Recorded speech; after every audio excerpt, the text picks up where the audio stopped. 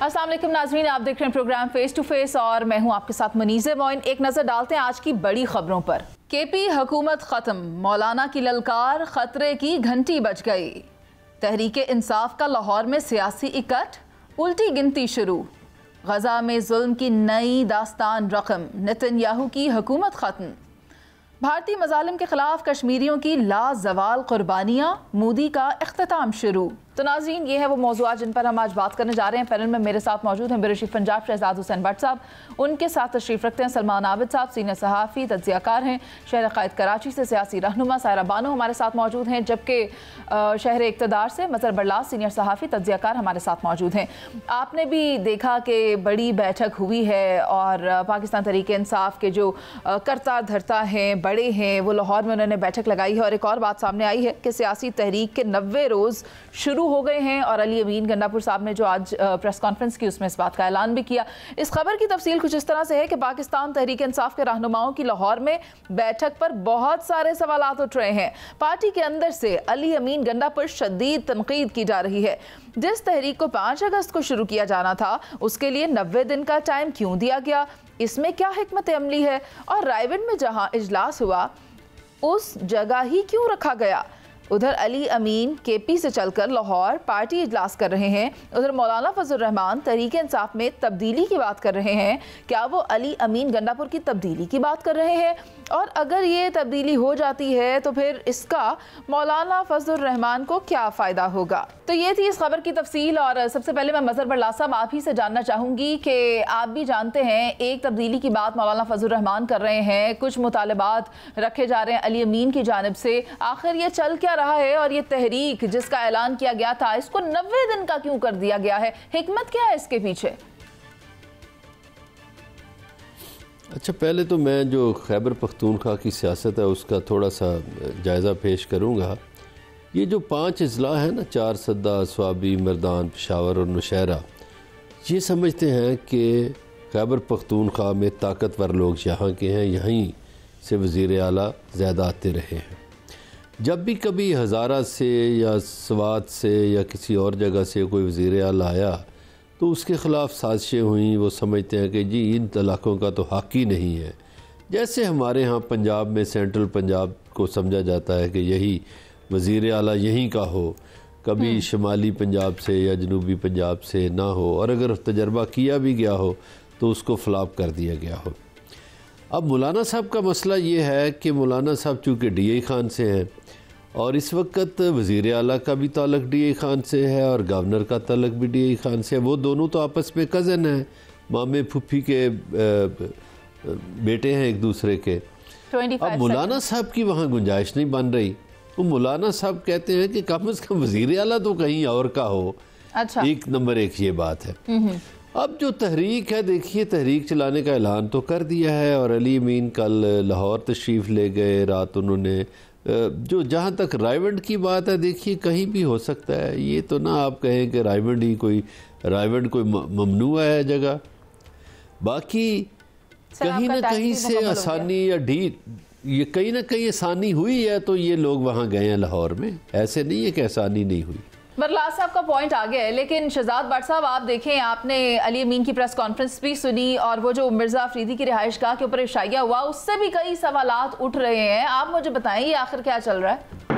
देखिए मुनीज़े, पहले तो खबर ब्रेक कर दूं कि इस वक्त पंजाब असम्बली में मुस्लिम लीग नून पीपल्स पार्टी के हुक्मरान जमात के अफराद बैठे हुए हैं और फिटिंग हो रही है PTI के उन 26 अफराद से जिनको सस्पेंड किया जा रहा था, मुअत्तल किया जा रहा था। दोस्तियां बढ़ रही हैं, मुज़ाकरात बेहतर अंदाज में हो रहे हैं। अब बात यह है कि जो आपने फरमाया है अभी अली अमीन साहब के मुतालिक, तो अली अमीन साहब ने कहा कि पूरे पाकिस्तान में हर गली कूचे से, कस्बों से लोगों को मैं इकट्ठा करूंगा। Who are you? आप KP के CM हैं, बाहुकम बानी चेयरमैन। उन्होंने फरमाया था, ऑन रिकॉर्ड है कि आप KP का सूबा चलाएंगे। ये एहतजाजी तरीके वगैरह सारी ये आपका मसला मसाइल नहीं है। लेकिन वो आगे मैदान में क्यों आगे? इसलिए आगे जो बरलास भाई कह रहे थे कि रायविंड में जाना ममनू क्यों है। रायविंड में एक AC TV फ्रिजा वाली एक बड़ी कंपनी पाकिस्तान की, اس کا میاں محمد نواز شریف کے گھر کے سامنے بڑا فارم ہاؤس ہے. اس فارم ہاؤس میں 300-350 گاڑیاں لے کر اسلام آباد سے علی امین صاحب تشریف لائے. وہاں پر 2500 کے قریب افراد اور بھی اکٹھے ہو گئے. اس کے بعد روٹی ٹکر کھایا. روٹی ٹکر کے بعد ایک جو اراکین صوبائی اور قومی اسمبلی کے ممبران تھے وہ کمرے میں چلے گئے. وہاں اجلاس ہوا. اجلاس میں یہ طے کیا گیا کہ سینیٹر کیسے بنوانا ہے. افریدی صاحب کو, مرزا افریدی, جاوید افریدی کون ہے؟ سائرہ جی آپ مجھے بتائیں یہ کس طرف اشارہ کر رہے ہیں, کیسی باتیں کر رہے ہیں؟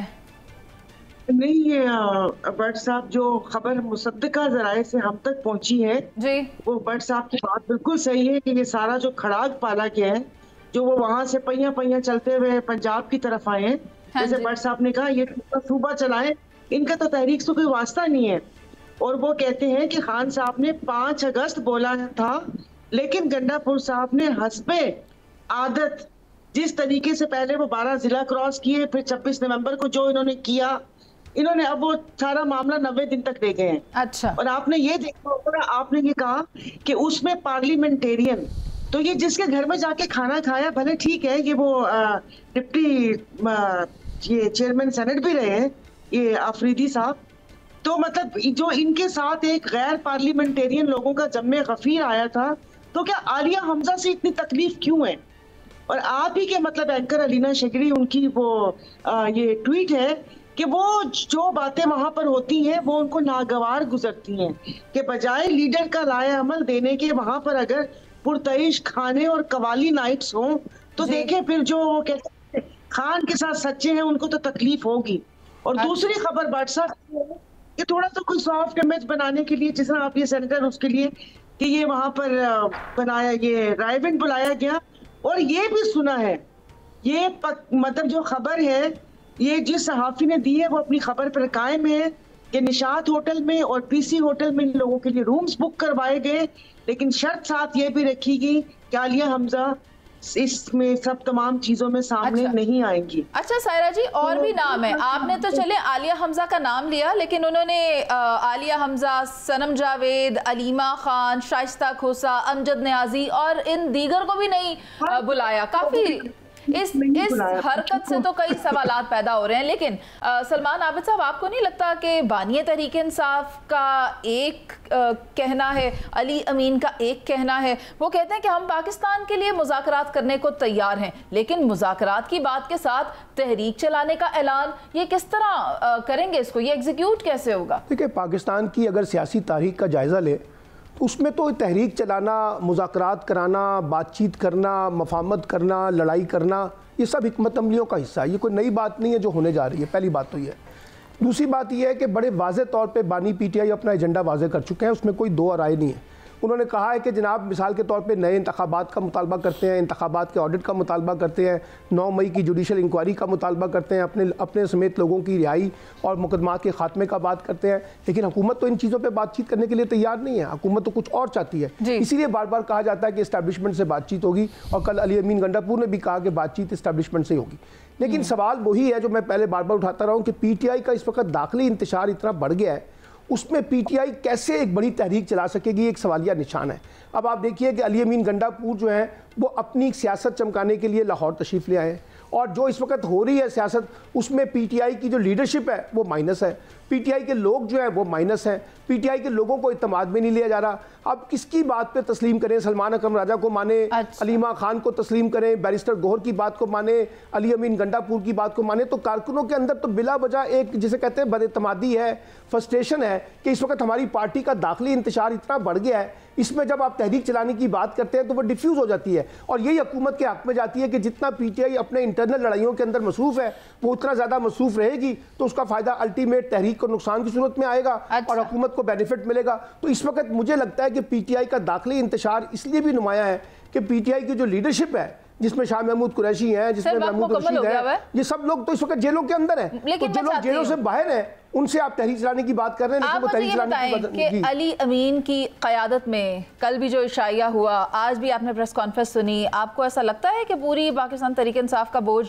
یا اس وقت علی امین کے کندھوں پر ہے, یا پھر کرتا دھرتا علی امین ہے؟ دیکھیں, پہلی بات تو یہ کہ میں نہیں مانتا کہ علی امین کرتا دھرتا ہے. اور دوسری بات یہ ہے کہ وہ KPK کا بوجھ اٹھا لیں تو بڑی مہربانی ہوگی, وہ پورے پاکستان کا بوجھ مت اٹھائیں, وہ پورے پاکستان کا بوجھ نہ اٹھائیں. سائرہ جی کیا فرما رہی ہے؟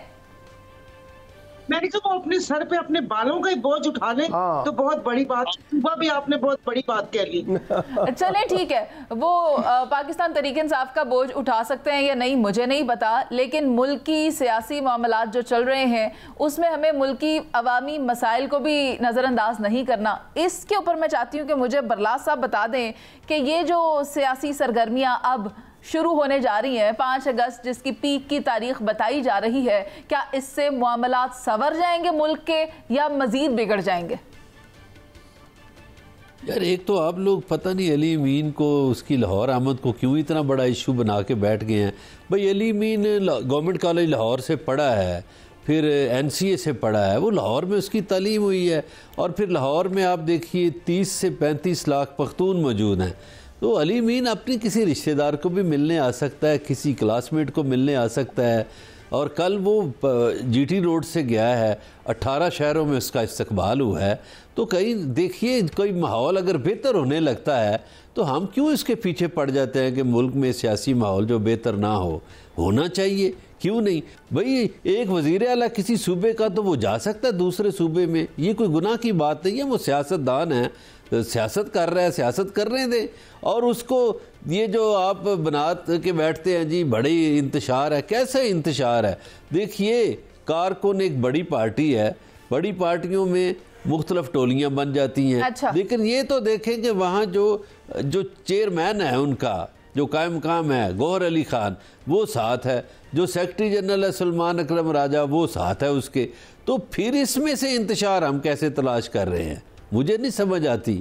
اور باقی جو بوجھ اٹھانے والا دیکھیے انہوں نے بہت شاندار بجٹ دیا ہے خیبر پختونخوا نے, پتہ نہیں برلاس صاحب آپ ایسا کیوں کہہ رہے ہیں, وہ تو کہتے تھے یہ تو پارلیمنٹیرینز کی میٹنگ ہے, ایسے ایسے چہرے دیکھنے میں آئے جو دیکھے بھی نہیں تھے. سلمان عابد صاحب کچھ ایڈ وہ تو ایک دیکھیے وہ جو پنجاب سے 26 MP نکالے جا رہے ہیں ان کے ساتھ ہزارے یکجہتی کرنے آئے ہیں. برلاس صاحب یہ بات یہ نہیں ہے کہ علی امین گنڈا پور لاہور کیوں نہیں آ رہے یا ہم ان کے بارے میں کیوں اتنے پریشان ہیں.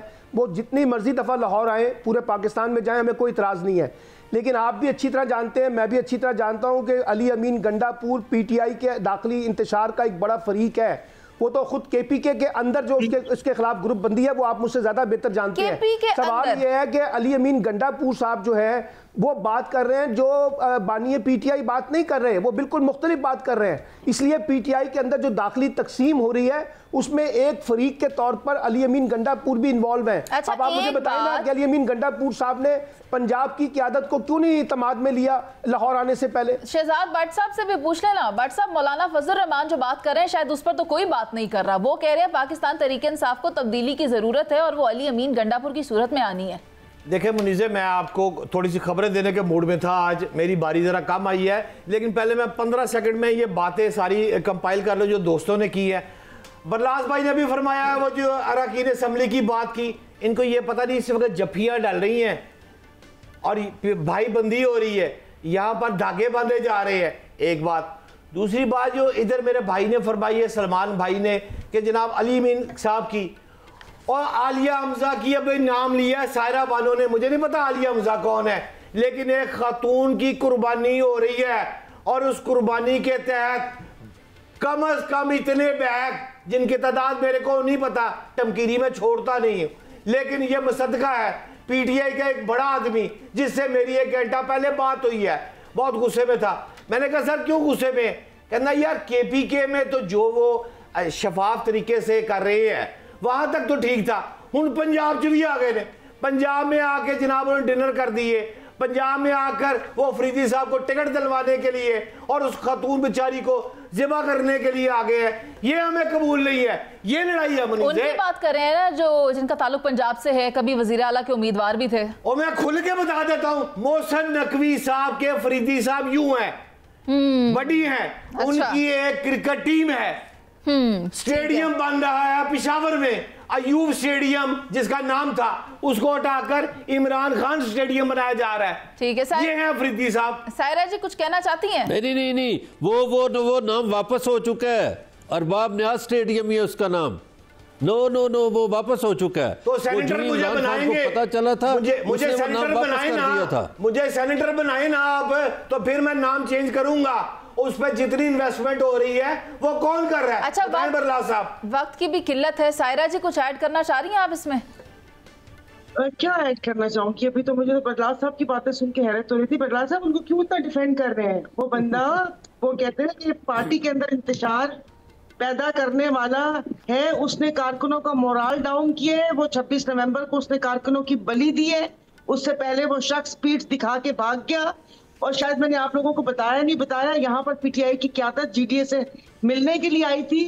پھر پتہ چلا کہ 2 دن بعد گنڈا پور صاحب نے آنا تھا. اچھا, میں آپ کو بتا دوں, نے میرے ساتھ شرط لگائی تھی کہ اگر وہ آ گیا تو اس کا مطلب ہے کہ معاملات سیدھے ہیں, وہ نہیں آئے گا. اور وہی ہوا. دوپہر 1 بجے لنچ تھا اور صبح 10:05 پہ کال آئی کہ گنڈا پور صاحب کو کووڈ ہو گیا. اچھا, اس سے پہلے سوشل میڈیا پر زرداری صاحب کے کووڈ کا مذاق اڑایا جا رہا تھا. پھر میں نے ٹویٹ کی کہ بیٹا کووڈ ہے, ابھی گیا نہیں ہے, آپ کے وزیر اعلیٰ کو بھی ہو گیا. ٹھیک ہے سائرہ جی, یہ معاملہ ٹھیک ہے سائرہ جی. لیکن ابھی یہ جو ملاقاتیں چل رہی ہیں, دیکھیں یہ کیا رخ کرتی ہیں. لیکن میں یہ کہنا چاہتی ہوں کہ علی امین گنڈا پور صاحب نے جو بات کہی ہے, کیا وہ اپنی بات پر قائم و دائم رہیں گے؟ وہ بات یہ ہے کہ اگر 90 دن میں وہ بانی تحریک انصاف کو رہا نہیں کروا پائے تو وہ سیاست کو خیر بات کہہ دیں گے. غزہ میں اسرائیلی فوج کے صفاقانہ حملے جاری ہیں اور آئے روز لوگوں کو شہید کیا جا رہا ہے. یہاں تک کہ امدادی کیمپوں کے باہر بھی آج 30 لوگوں کو شہید کیا گیا ہے. میں آپ کو یہ بھی بتا دوں کہ غزہ کے مناظر جنہیں آنکھ نہیں دیکھ سکتی, آپ پھر بھی اسے دیکھ رہے ہیں. زمین پر بسنے والے خوفناک قاتل اسرائیل اور ان کے سامنے معصوم فلسطینی ہیں. رب سے ہاتھ اٹھا کر شکوے کر رہے ہیں کہ ہمارے لیے کوئی مدد کو کیوں نہیں آ رہا. گزشتہ 2 ماہ میں امدادی مراکز پر اسرائیلی حملوں میں شہید افراد کی تعداد 800 ہو گئی ہے. ابھی تک دنیا اسرائیل کے فلسطین میں خون ریزی کو روکنے میں کامیاب نہیں ہو سکی. نیو یارک ٹائمز کی حالیہ رپورٹ میں بتایا گیا ہے کہ جنگ بندی کے بعد نتن یاہو کو الیکشن میں شکست ہو جاتی تو کرپشن کا وہ مقدمہ پھر سے کھل جاتا جس کا نتن یاہو کو 2020 سے سامنا ہے. اسی لیے ابھی تک جنگ بندی ناممکن رہی ہے. مظہر برلاس صاحب, آپ مجھے بتائیں کہ کیوں نہیں روکا جا سک رہا ہے اسرائیل کو؟ اور اس سے پہلے بھی امریکی صدر نے بھی کہا تھا کہ سیز فائر ہو جائے گا, مگر یہ کیسا سیز فائر ہے جو سیز فائر ہونے کا نام نہیں لے رہا؟ دیکھیے, سیز فائر تو نہیں ہوا اور فلسطینیوں پر اسی طرح قیامت برپا ہے. ان ہتے بچے, بوڑھے, عورتیں, ان میں موت تقسیم کی جا رہی ہے. اور مجھے تو لگتا ہے یہ جو ہم دجال کے بارے میں احادیث پڑھتے ہیں اور چیزیں پڑھتے ہیں, تو وہی دجال جو ہے وہاں امدادی سامان کے چکر میں, امدادی کارروائیوں کے چکر میں ایک ہاتھ سے رزق تقسیم کرتا ہے اور دوسرے ہاتھ سے موت تقسیم کر رہا ہے. یہ وہاں صرف اسرائیلی نہیں ہے انوالو, جو امریکی نجی کمپنیاں سیکیورٹی کی, وہ بھی آپ ان کے اہلکاروں کو دیکھیں کہ وہ امداد تقسیم کرنے کے بہانے کس طرح دستی بم چلاتے ہیں, کس طرح موت تقسیم کی جاتی ہے. اس پر انسانی حقوق کی جو تنظیمیں ہیں دنیا بھر میں, انہوں نے بھی کہا ہے کہ ان پر جنگی مقدمات چلائے جائیں. رہی بات نیتن یاہو کی, نیتن یاہو کے آپ دیکھ لیجئے تل ابیب میں کس طرح اس کے خلاف مظاہرے ہو رہے ہیں. اسرائیل کے شہری یہ ڈیمانڈ کر رہے ہیں کہ ہمیں جنگ بندی چاہیے, ہم نہیں جنگ کرنا چاہتے. تو نیتن یاہو جو ہے وہ جنگ بندی کے لیے تیار نہیں.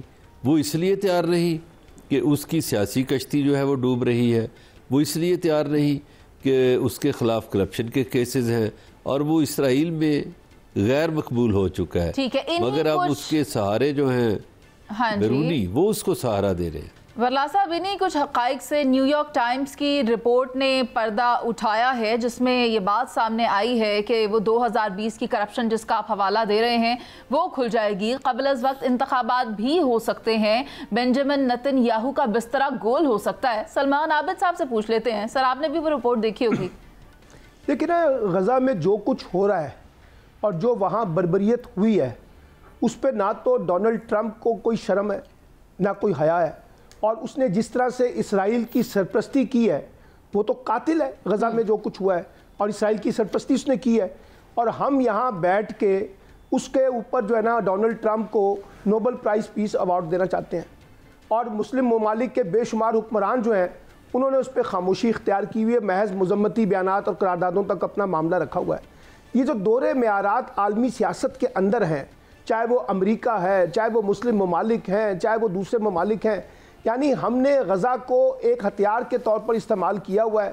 وہاں جو کچھ ہو رہا ہے اس پہ سیاست تو بہت کر رہے ہیں، لیکن عملی طور پر ان قوتوں کے خلاف کوئی ایکشن لینے کے لیے تیار نہیں ہے، کوئی عملی اقدامات اٹھانے کے لیے تیار نہیں ہے، جو غزہ میں خون کی ندیاں جنہوں نے بہائی ہوئی ہیں، اور انہوں نے معصوم بچوں کو تک نہیں معاف کیا، عورتوں کو نہیں معاف کیا، بزرگوں کو نہیں معاف کیا، اسکولوں کو نہیں معاف کیا، اسپتالوں کو نہیں معاف کیا۔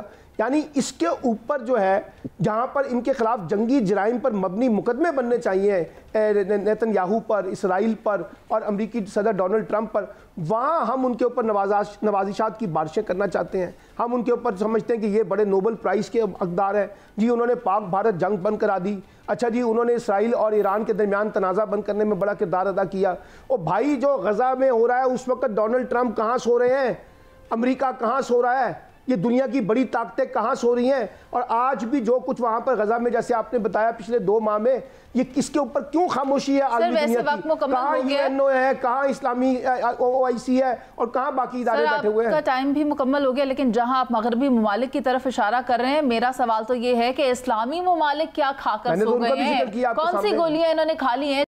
نیند سے ہوش نہیں آ رہی۔ غزہ میں اب تک 57,000 بچے بڑے شہید ہو گئے ہیں۔ سائرہ جی کدھر چلے گئے ہیں یہ سب اسلامی ممالک؟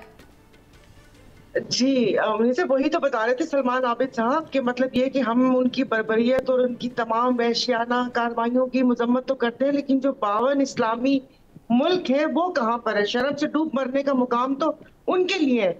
جو انہوں نے بات کی ہے کہ کردار، اپنے کردار کو دیکھوں نا، میں کسی دوسرے پر کیوں انگلی اٹھاؤں؟ کہ جو شخص ان تمام چیزوں کی سرپرستی کر رہے اس کو ہم نے بہت اچھا بننے کے لیے اس کو نامزد کر دیا کہ بھائی یہ جو ہے وہ امن کا سفیر ہے۔ سب سے پہلے تو محاسبہ اپنا کرنا چاہیے۔ تو یہ انتظار کر رہے ہیں آرام سے کہ کب یہ آتا ہے، اور ہمت کیوں نہیں بڑھی؟ جس وقت اسلامی ممالک ان کو ویلکم کریں گے، پھر ابراہیم اکارڈ کی بات ہوگی، پھر ہلکا پھلکا میوزک ہمارے ہاں بھی بجنا شروع ہو گیا ہے کہ اگر سعودی عرب نے تسلیم کیا تو ہم بھی کریں۔ کیوں سعودی عرب سے بندھے ہوئے ہیں ہم لوگ؟ کیا سعودی عرب کچھ جو کرے گا وہ ہم کریں گے؟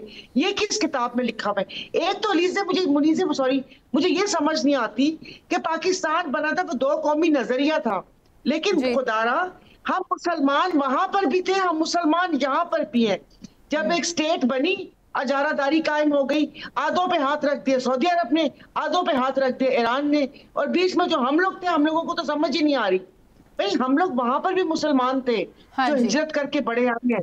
سائرہ جی برطانوی پارلیمنٹیرینز فلسطین کو تسلیم کرنے کے لیے فوری طور پر تیار ہیں، لیکن مجھے نہیں سمجھ آ رہا کہ اسلامی ممالک ایسا کیوں نہیں کر رہے، کیوں آواز نہیں اٹھا رہے؟ ہم شہزاد بٹ صاحب سے پوچھ لیتے ہیں۔ بٹ صاحب آپ نے بھی کئی ویڈیوز دیکھی ہیں جو یہ آنکھ نہیں دیکھ سکتی، وہ تمام مناظر دل پہ نقش ہو گئے ہیں جہاں ایک بچہ آٹا اکٹھا کر رہا ہے اپنی شرٹ کے اندر، اور وہ آٹا مٹی کے ساتھ ملا ہوا ہے، تو ہم کبھی تھوڑا سا پتھر منہ میں آ جائے تو تھوک دیتے ہیں پورا نوالا، تو وہ تو مٹی اور آٹا مکس، اور پانی بھی وہ پی رہے ہیں جو ہمارے جانوروں کو بھی ہم نہیں پلاتے۔ منیزے آپ جس آٹے کی بات کر رہی ہیں اس وقت ترجمان ہیں غزہ کے سپوہ جلال الفرا صاحب، ان سے بات ہو رہی تھی پروگرام سے پہلے، وہ فگر دے رہے ہیں 798 ایسے افراد ہیں جو آٹا کٹھا کرنے کے لیے، خوراک کے حصول کے لیے شہید ہو گئے ہیں۔ 798 افراد خوراک کی شہادت حاصل کی ہے خوراک کو کٹھا کرنے کے لیے۔ اور جو آپ فرما رہی تھی نا، ابھی بڑی خوبصورت بات کی آپ نے، نیو یارک ٹائمز کی رپورٹ جو آپ سلمان بھائی سے شیئر کر رہی تھی، وہ بڑی اہم ہے اس وقت۔ نیو یارک ٹائمز کی رپورٹ جو ہے اس میں جنگ بندی کے بعد نیتن یاہو کو الیکشن میں شکست ہو جاتی تو کرپشن کا وہ مقدمہ پھر سے کھل جاتا جو 2020 میں، یعنی 6 سال پہلے اس پہ اوپر مقدمہ چل رہا ہے ابھی تک کرپٹ نیتن یاہو کے اوپر۔ لیکن ناظرین آج آپ میرا یہ ٹائم وقت ڈیٹ نوٹ کر لیں خدا را، اور میں یہ آپ کو چیلنج کر رہا ہوں کہ اسی سال کے اندر نیتن یاہو اور مودی کو شکست ہونی ہے، مودی کو بہار کے اندر شکست ہونی ہے، اور وہ ایپیسوڈ 1 ہوگا. وہاں سے مودی اب نہیں جیت سکتا، کیونکہ جس طرح ذلیل اور رسوا مودی ہو گیا ہے اب نہیں الیکشن جیتے گا. اور سیکنڈ ایپیسوڈ نیتن یاہو کا ہوگا، اس کا بھی مقدر ضلالت ہے. یہاں پر تو انسانیت آ کر دم توڑ جاتی ہے، لیکن دیکھنا یہ ہے کہ جو انسانی حقوق کے علمبردار ہیں کیا وہ یہ درد محسوس ہیں یا ان کا کام صرف اور صرف اجلاس بلانا یعنی گفتن نشستن برخاستن ہے اور اس پر عملی طور پر وہ کچھ نہیں کر سک رہے. اگر وہ نہیں کچھ کر سکتے تو پھر وہ اپنی نشستیں چھوڑ کیوں نہیں جاتے، یہاں سے دستبردار ہو کیوں نہیں جاتے؟ کیونکہ ہم یہ منظر جو غزہ میں دیکھ رہے ہیں یہ ہم دیکھ نہیں سکتے. ابھی ایک بریک پر چلتے ہیں، جس کے بعد واپس آئیں گے اور بات کریں گے یوم شہدائے کشمیر کے حوالے سے. بھارتی مظالم کے خلاف کشمیریوں کی لازوال قربانیاں، مودی کا اختتام شروع.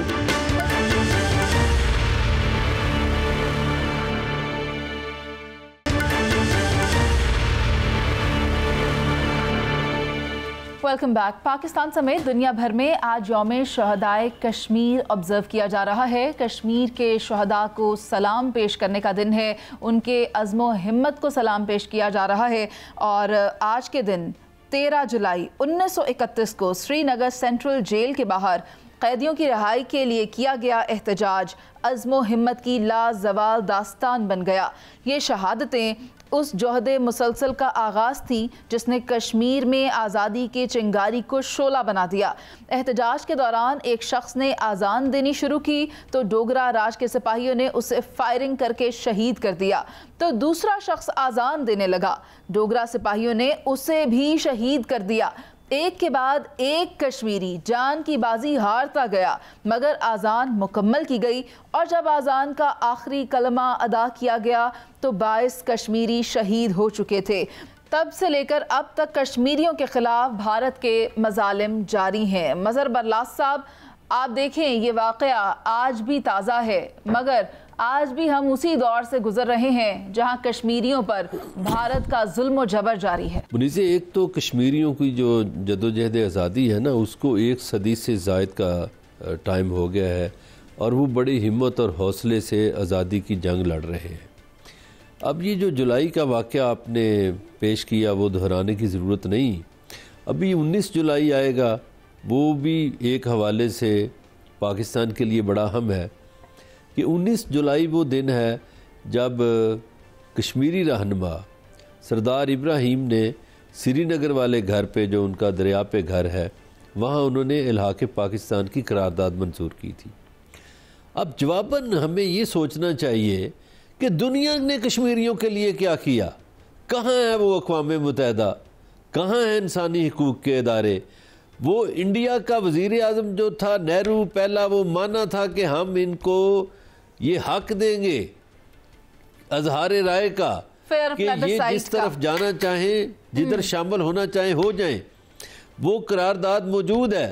کدھر گئی یہ اقوام عالم؟ میں تو سمجھتا ہوں اقوام عالم کا ایک ڈھونگ ہے رچایا ہوا، جو کشمیر میں بھی ناانصافیاں ہو رہی ہیں، جہاں جہاں مسلمان ہیں ان کے ساتھ ناانصافیاں. اپنا مقصد ہو تو ایسٹ تیمور راتوں رات ریاست پیدا کر دی جاتی ہے، لیکن کشمیریوں کی جدوجہد کو کوئی نہیں دیکھتا. کتنی قربانیاں انہوں نے دی ہے. آج بارہمولہ، سری نگر اور ڈاچی گاؤں، پہلگام، ہر گھر میں کوئی نہ کوئی شہید ہے. لیکن یہ دنیا جو ہے اس کے بارے میں ہمیں سوچنا چاہیے. یہ جو نام نہاد ادارے بنے ہوئے ہیں، یہ جو اقوام متحدہ ہے، کہ یہ کشمیریوں کے ساتھ کیا کر رہے ہیں.